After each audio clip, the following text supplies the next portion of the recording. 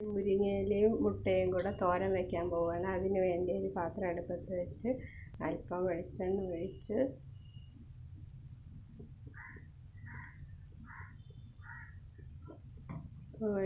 ഒഴിച്ച് കടുക് ഇട്ടിട്ടുണ്ട്.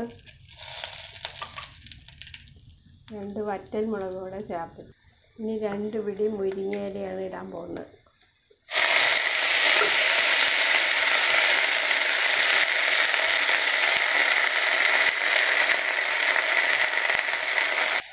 ഇതിലേക്ക് അരപ്പുണ്ടാക്കി വെച്ചതാണ്. 1 പിടി തേങ്ങ, 2 പച്ചമുളക്, 1/2 സ്പൂൺ മഞ്ഞൾപ്പൊടി, ആവശ്യത്തിന് ഉപ്പും ചേർത്ത് മിക്സിയിലൊന്ന് കറക്കി വെച്ചതാണ്. ഇതും കൂടെ അതിലേക്ക് ചേർക്കണം.